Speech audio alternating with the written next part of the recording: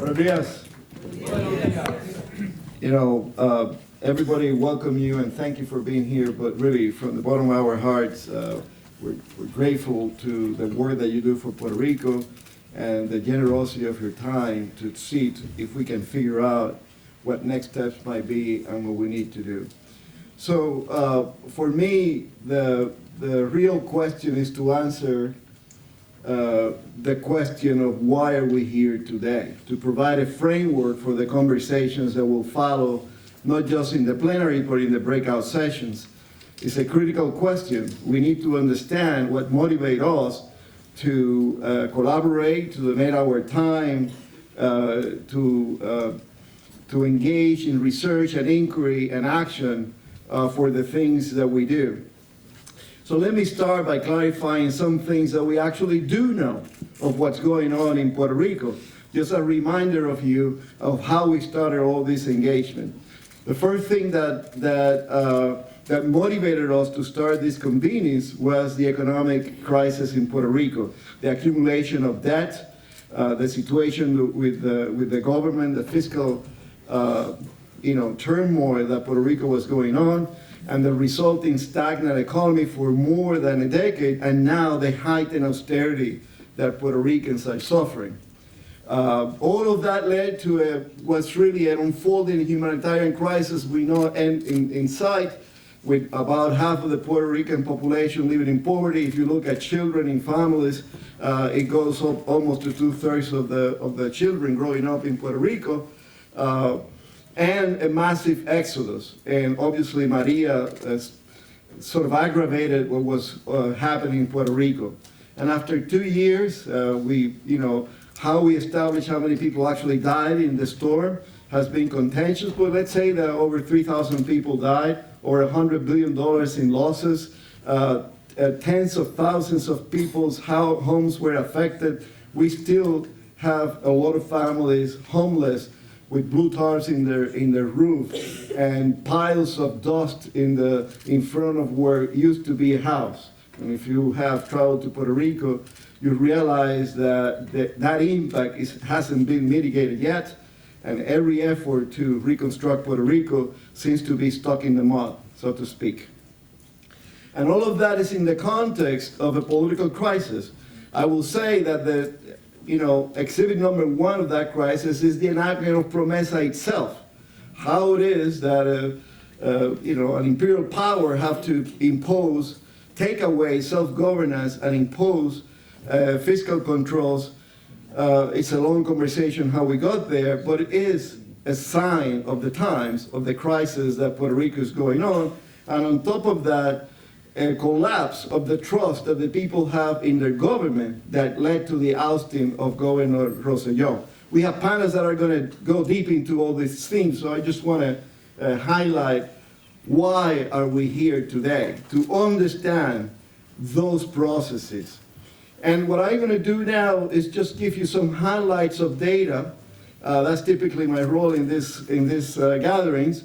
And I want to tell you that if I go too fast, because we're running a little behind on time, that on your left is the Central Journal Special Issues, a book. You can purchase it. I don't remember what the price is, 15, 20 bucks, whatever it is. But we published a summary of that, which is a free pamphlet that you can pick and choose. And all the data that I have, that I will present here, comes from these studies. Let me start by saying that part of the most important thing that you need to know about what's the problem with Puerto Rico economy is that we have severe austerity measures taking place in many parts because the budget needs to be restructured. Not only revenues are declining, but we have a debt to repay, right? And how much are we going to pay is still in contention. So I'm going to try to talk a little bit more about that.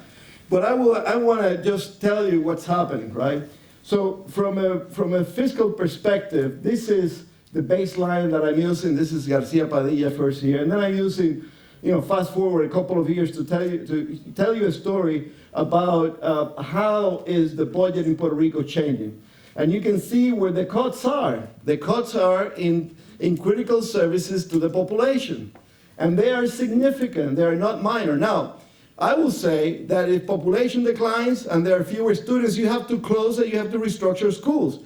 How do you do that matters a lot moving forward, right? And that's the conversation. But more importantly, I want to call your attention to a couple of things, right? The first one is, this was only half a year payment in debt, in repayment of the debt in Puerto Rico in 2016. It should have been more like $2.5 billion at the time, maybe $3 billion at the time. And as you can see, for the following 2 years, there is a stay that PROMESA granted to Puerto Rico to get their house in order, restructure the debt, and so forth, right? So even without paying one penny on the debt, this is what you get for austerity. And why is that happening? It has to do with this mysterious so-called budget office line item. What the hell is that? What is budget office line item? That is the accumulation that the central government is putting together to repay the debt.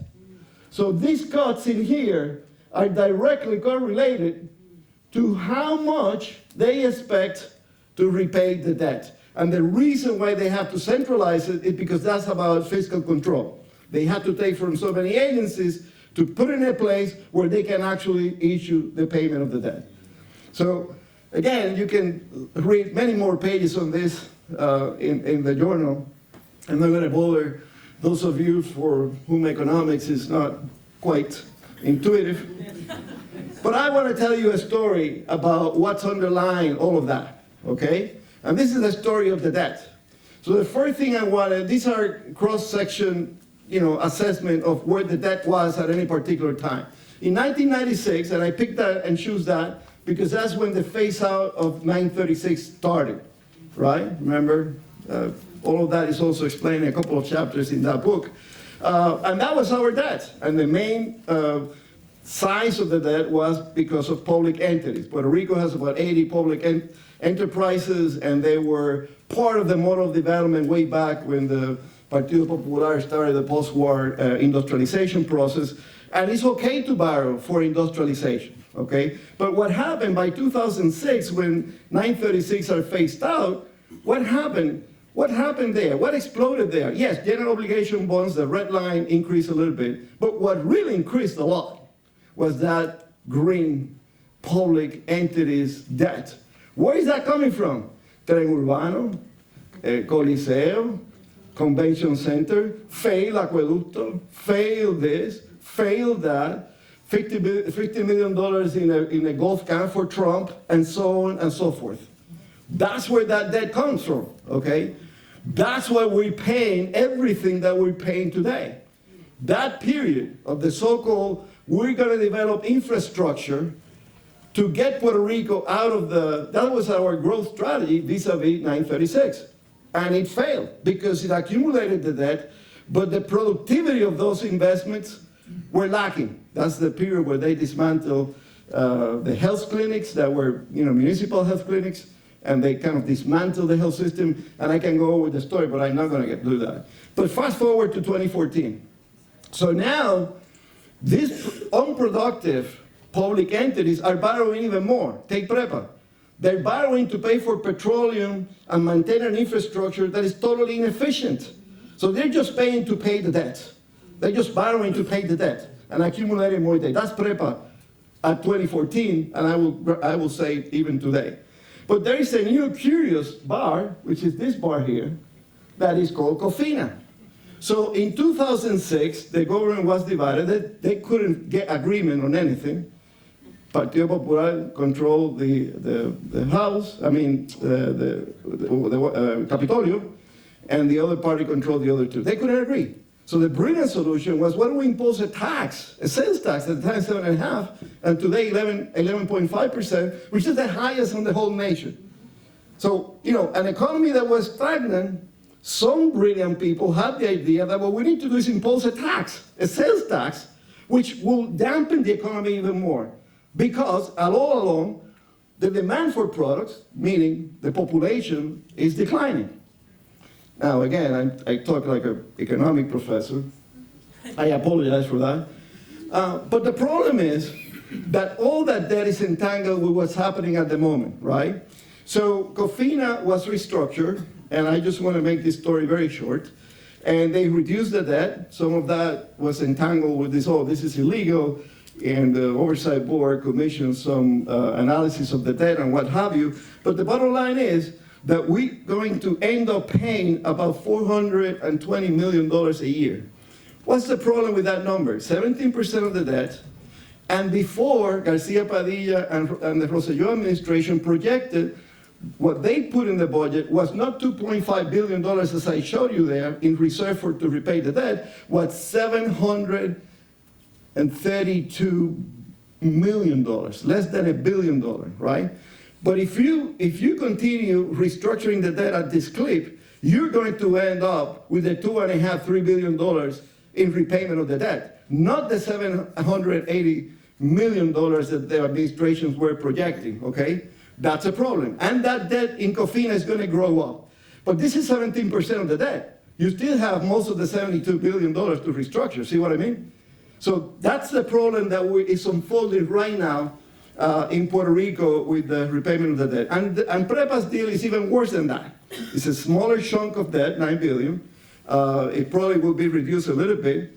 But what is proposed right now, the so-called restructuring support agreement that is proposed right now, will kick the debt for more years, so you have to pay a little bit less. But the bottom line is, to pay that, you have to commit a portion of what you collect in rents, in electricity, in rates, to repay that debt, okay? So right now, your rates by next summer in Puerto Rico are going to increase by 13%. But over time, they're going to climb and climb and climb just to repay the debt. There's not one penny there to restructure that entity to do affordable energy or green energy or anything like that. This is just to repay the bondholders. So if you pay now about 20 cents on the kilowatt, you're going to end up by the summer paying probably around 24 cents, and it will go on and on. New York, which is one of the most expensive cities to pay a kilowatt, is about 17–18%. So that's a little bit of the context of where we are. And because of the ousting of Governor Rosselló, Judge Laura Taylor Swain put a stay on litigation for a few, because they were going to announce the rest of this.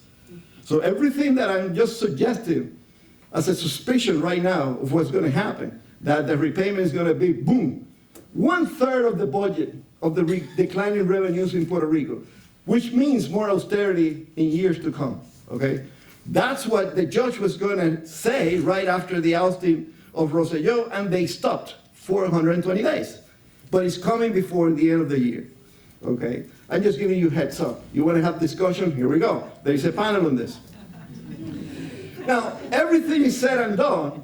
These are the projections from the Oversight Board. I'm not making these numbers up. For those of you who know what the gross domestic product is, it's just a summary of the economy. If it's below zero, the economy is declining. If it's above zero, the economy is growing at whatever pick. This is their numbers. The first number, the blue lines, are projections prior to Hurricane Maria. And what they said, that after all the austerity, the Puerto Rico economy was going to grow around 2% in 10 years out, 2026. And then Maria happened. And then that's the red line. And they were based projections on the help from Congress to get Puerto Rico in economic reconstruction mode, right? And that's the jump in the red line there. There is a problem. That money hasn't gotten to Puerto Rico. So those projections right now, the gross domestic product, the indicator from the Government Development Bank is still they're using the Economic Activity Index, is about zero. So after everything is said and done, okay, look at this red line. Even with that injections of the so-called projected $90 billion, which we have received 42 appropriation from Congress, as I will talk about that in a minute. By 2023, after everything is said and done, the bulk of that reconstruction, our economy will be below zero in growth of the gross domestic product. Is that the promise that we get? That's it? That after all the suffering we get a stagnant economy after 10 years? Bendito. This is recognized by the Oversight Board, okay? Even then recognize that on the best of circumstances, we're going nowhere fast, because that red line that you see there is not happening. So even the boost from the Stratford Act and Congressional Appropriations for Recovery are not happening. That's a different story. Let's get to that. Okay, so are you getting a headache? It ain't my intention, okay? I'm trying to soft the blow here, okay? Trust me. Now, the good thing is that we're here. But, you know, Congress appropriated $42.5 billion, of which have actually gone to Puerto Rico 13.6. About $29 billion are still hanging in the balance, okay? That are being withheld by the administration in different forms because of the issue of corruption. And I will talk a little bit about that. Oh, we have a panel for that. Have you heard that? We have a plan for that? Well, we have a panel for that. So, but the biggest threat, whether you realize that or not, is this sort of obscure thing that probably, how many of you even know who the Secretary Stephen Mnuchin is? I mean, who's that guy? Oh, you know. Well, that guy, the Treasury Secretary, told the governor, the new governor, this is recent, 2 weeks ago, oh, by the way, we're going to take away the deduction of the local cost, which, by the way, is something that we do everywhere in tax. You know, a company spends something in the local economy. It doesn't matter if it's Ireland, Puerto Rico, or New Jersey or Chicago. It doesn't matter. It's a deduction of business. But what happens in Puerto Rico is that we're in this sort of murky waters, right? Where we don't know if we're here or we're there. And the Obama administration, when this law was enacted by Fortunio in 2010, decided to leave it in limbo. The companies, pharmaceuticals, and everybody else was doing the deductions, right? And Obama said, you know, me, my problem? No, I'm gonna let it go. And that was a break for Puerto Rico. The Trump administration, we thought we had survived the tax reform of the Trump year. We thought we had survived. No, we didn't. Now it's coming back. Now, why is this a problem? Because that tax collection amounts for 18% of the revenues in Puerto Rico. So now you have to pay $2.5 billion, which is less than $9 billion budget, which is, let's say, I don't know, 25%, 30% goes to the debt. And now you're taking 18% of my revenues. Bendito. What's going to happen to police and education and all the other services that you're cutting? University of Puerto Rico. Okay, now this is not all. There's more. On top of that, we have to go every year for nutritional assistance, for Medicaid, and what have you. The Medicaid appropriations right after Maria, they gave us about 2 years, about $4 billion in extra money, which are counting the 13.6, by the way. But guess what? Those expire in a few days. At the end of the fiscal year, which is October 1st, the beginning of the new fiscal year. So we're running out of Medicaid funding. And there is pending legislation. I don't know if I'm going to talk about that. I don't see the PowerPoint here. But the fact is that, with $336.7 million, you don't serve, half the Puerto Rican population in health services. So that cliff is here. It's not that it's going to happen. If Congress doesn't do anything now, do you know how long it takes Congress to do things? In a split government situation? So that's what we are. So there is legislation for that, and if you want to do anything, advocate for that. If you're in a district, call your Congress people. Let them know that you stand behind this bill, Soto, Velázquez, and the rest. It has bipartisan support. And what it will do is kick the ball through 2023 for four fiscal years. And it costs $12 billion, right? It's about $3 billion on average appropriated for Puerto Rico. But the chances that that will pass on time, let's say, are a question mark. You thought that this conference was not urgent? What's our strategy to support Puerto Rico in this context? What? Tell me. By the end of the day, I better have an answer to that. So, there you go. My last fan. On top of all that, we have a corruption problem. We know we have a corruption problem, okay? We know that for years. It's a culture of corruption. And it's pervasive to each one administration that I can recall, going back to my infancy. The issue is that a few people that are corrupt are affecting the livelihood and the life of so many people. Because all this acrimony about the $30 billion that the administration is withholding is because of the corruption of a few. But the issue is that we're not going to overcome this situation unless we figure out what is a strategy to curtail that culture of corruption. And we have a panel on that. It would be a great panel. But the point is that it's not just Puerto Rico, it's also the federal administration. And of course, this recent incident with the FEMA deputy administrator and their coziness with the PREPA, contractor and all that, is just a recent event, but the corruption goes deeper, and our panelists are going to explain how that goes. Sometimes there are legal contracts, there are immoral contracts. The sort of the guidelines, the oversight that needs to be in place is not there. And that's why we need the Centro de Periodismo Investigativo to continue the work that they're doing, denouncing, finding the information, and denouncing, making it transparent. You want to take money? Tell me, where did you get it from? Who else got a cut? Because when you look at the accumulation of the debt, we have a database, by the way, I haven't been able to work with it, maybe Jonito can help. We have all the transactions, we have all the people, all the transactions for the debt. We have each and every bond that was ever issued in a database. We know who were all the architects of the engineers, the lawyers, we have all that. But we need to map those networks. And because in Puerto Rico there are no, sort of who give to the government laws, we need to amend that somehow. So you can trace this network of people, but I know Centro Investigativo, Periodismo Investigativo may help us with this thing. But anyway, we need to get a handle on these transactions. We gotta make transparency on all these transactions to begin with, so that this is not used as an excuse by the administration to not help the people of Puerto Rico that are suffering. That's the bottom line. And whoever says, the panel is going to go more deeper on that. But there are two sides of this. There's a federal government and there's a Puerto Rico government. They both have to take measures to curtail corruption. Now, why is it that why are we here? Because whatever happens in Puerto Rico, we're 9 million people now. Stop thinking that there are 3.1 in Puerto Rico and 5.8 or whatever it is in the US. That formula doesn't work anymore.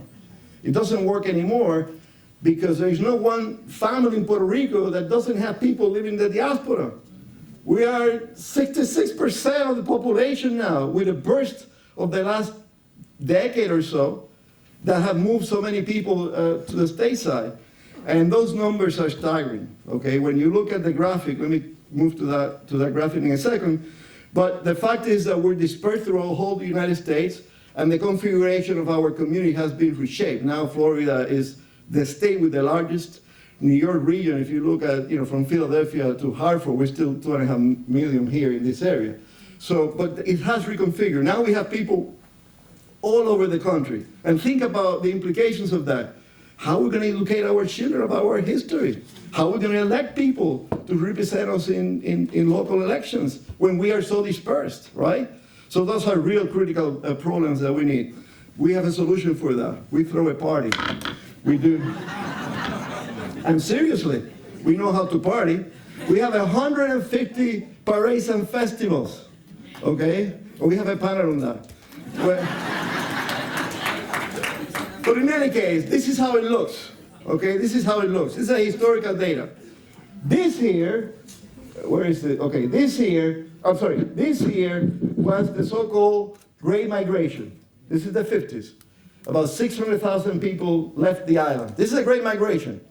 This is the new millennial migration, or the new millennium migration, okay? What's the difference? This is deeper. And it hasn't ended. That's the problem, okay? So if you're gonna refer to the Great Migration, start thinking about today, not about the 50s that brought Puerto Ricans out of the island. And this is how it looks in summary. I don't think Miriam is here, so I can make a little bit anecdote about that. Every time she says, Miriam is my wife, of, so long. 50 years. Right? I'm dating myself here. That's what I'm trying to avoid. But it's, we celebrate 49. Next year is going to be Big Bang. Yeah. But in any case, having said that, that's for her, by the way. But what I can say is that oops, wait a minute, wrong button here. Okay, look at this pattern. This is before the crisis. It was leveling out, but there was no explosion of Puerto Ricans in the U.S. and decline in Puerto Rico. Okay, that's the data. That's what we know about migration. About the effects of migration. This is total population. Okay, so Maria happened, and there was a little bit of a spark right there, right, for the data that we have available. But the trend did not start with Maria. I'm sorry. This is a structural problem that we need to address. And you know the 3 reasons why Puerto Ricans migrate to the United States? I know some of you heard this before. You know what the 3 reasons are? You don't? First one is jobs. Second one is jobs. And the third one is jobs. Make no mistake about that. Every survey, every indicator that we examine, the only reason why Puerto Ricans are leaving Puerto Rico primarily is because searching for a job or traveling with someone that is searching for a job. Okay? And there are students too and that kind of thing. But number 1 reason. And this is what it looks like in terms of the school population in Puerto Rico. So people are leaving, but remember, I said that we have to start thinking about 9 million people, not 3 there and so many here and so forth. Why? Because whatever happens in Puerto Rico affects the diaspora. But this is the effect on the school closing in Puerto Rico. You cannot have schools open that have no enrollment. Yeah, you don't have to penalize the countryside and close 2/3 of the schools in the rural areas, because you're basically dismantling agriculture and forcing the more disadvantaged, the elderly and people that are isolated in the countryside, to are abandoned from services and everything else. But this is how it looks. Okay, so I'm going to quickly, I have my boss here give me a hard time. I'm going to quickly walk you through what I see the conjuncture, what is the historical moment that we're living and what could happen over the next 2 years. The first one is that PROMESA itself, the oversight board, recognized that given the steady state, what they're doing and what they can do with all the mismanagement of the funds or whatever it is, we're not solving the long-term problem. I just show you that graphic. Whatever they do, you can't cut the pie in so many pieces and get the economy to grow. You can't with what we have. So whether we like it or not, we need Congress to implement stabilizing policies. Yes, the Stratford Act guarantees us our national insurance for disaster, and we need to solve the problem of the damages of that disaster. But besides that, we need congressional action in all the fronts that I mentioned before: nutritional assistance, Medicaid, but more importantly, we need the injection to the working class. Earned income tax credits is one of them that we have lobbied or educated about for a long time. The child tax credit and so forth. The second point is that none of this is going to happen in Puerto Rico long term if we don't engage the nonprofits, the civic sector, the private sector in reconstruction in a way that the monies that are coming to Puerto Rico stay in Puerto Rico, that we use developers' fees to move our neighborhoods and our communities forward. That's a very important, we have a panel on that, on social entrepreneurship and what that means. But more importantly, we need to learn how to use federal funding. Why? Because in Puerto Rico, there, this many organizations, probably less than a handful of fingers, that can actually implement using CDBGDR and mitigation monies. Now, mitigation, we gave it a big push last week. We have an educational campaign. Rafael did a great job with the webinars and stuff. And we submitted about more than half, you're going to report on that. 500 million. More than $500 million in letters of intent for mitigation that were grassroots based. So we have to do that now for CDBGDR and whatever. But if we don't build that capacity, we're not going to capture the funding that is coming. Right now, of the top 20, according to Centro Periodismo Investigativo, of the top 20 grants, 18 of them were non-residents of Puerto Rico, and the big contracts, right? And if we want to stop that, we cannot just denounce it, okay? The protest is okay, raise awareness is okay, but you need to know how to do it.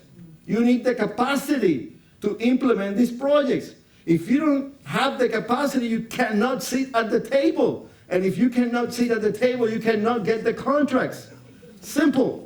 So building that capacity, professional capacity, organizational capacity, sectorial capacity, coalition building, if you don't do those areas of capacity building, you're going nowhere fast. The next thing I want to point out is that without a realignment of forces for good government in Puerto Rico, nothing is going to happen. Transparency, denunciation, information is okay, but you need to translate that to a political movement. And I don't mean a political movement to create a party. I definitely do not mean a political movement to solve the status problem or to do this or to do that. I mean a political movement to translate that outrage, that indignation into a good government coalition. And I don't care if it's on verde or rojo or amarillo, I don't care. I do care that they care about an agenda that is about accountability, transparency, capacity building, and getting empower the people in Puerto Rico at all levels. Is that going to happen before the next elections? I mean, we have a panel on that tomorrow. The last point that I'm going to make is that of all the things that happened in Puerto Rico before this recent period, there is one big game changer, and that's the diaspora. Because if we unite our efforts, we have a direct connection to Congress. Because in every district that we live, there are members of Congress that have to listen to their constituency. And we have organizations that train for that. We have organizations that engage the Puerto Rican population in stateside to take action. And that's our game changer. Why? Because, for whatever reason, Puerto Rico doesn't have voting members of Congress. But we have plenty of people. You know who's the biggest advocate for Puerto Rico? Nidia Velázquez. She represents Brooklyn with about 12% Puerto Rican population, by the way. Okay? So we need to mobilize our members of Congress, and we're not going to do that if you try to create an agenda that is 20 points, where everybody will come because they can add their point to the agenda. I volunteer to you, and I've been criticized for this position, so I'm going to say it again. You know, if I get banged from the left and I get banged from the right, I'm right. I am in the right place. I will say that what we need to do is not try to agree on everything. What we need to agree is on 1 or 2 points that define the moment. I'm going to tell you quickly, for me, what those moments are.